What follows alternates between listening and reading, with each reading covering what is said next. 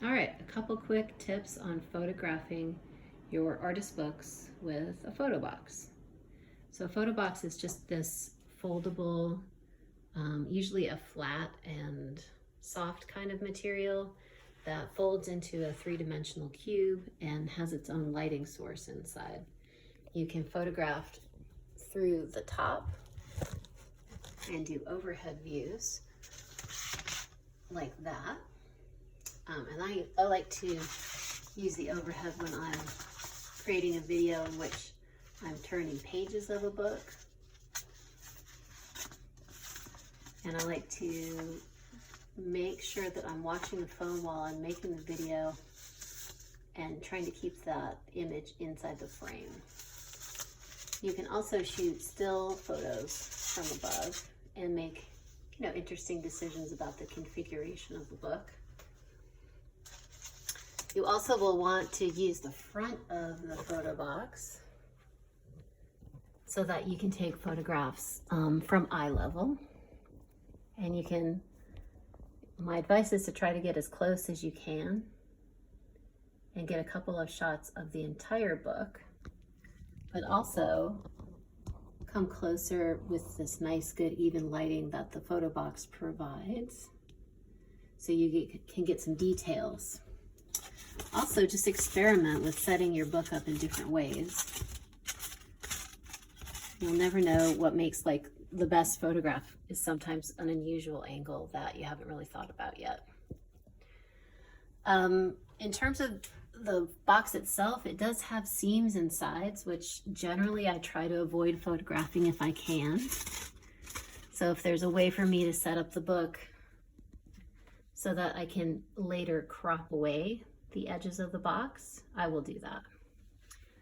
This box is set up with just a very light gray background, and it also has a diffuser on the top, which is just a material here that reduces the glare.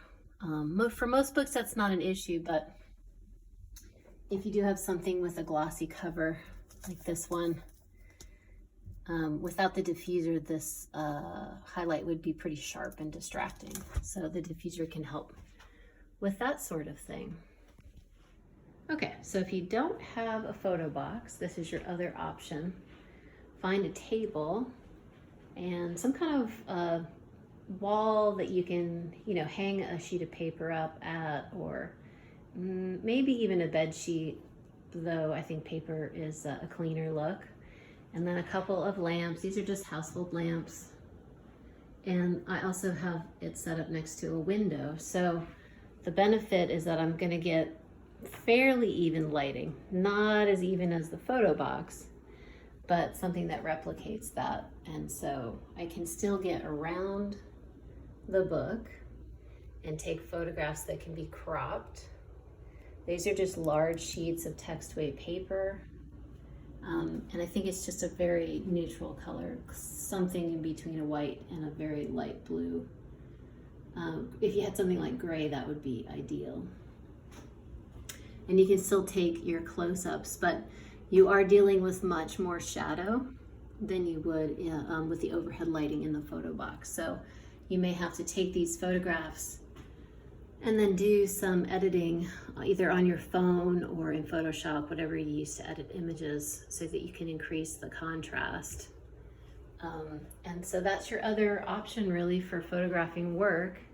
Sometimes that's the best situation that you have, and you just get as many lights and point them roughly at a 45-degree angle on each side, but it really depends on the kinds of shadows you're trying to create. So more light is usually better. And if it's possible to recreate this maybe outside on a porch in midday when it's not windy, that would probably be pretty good lighting too.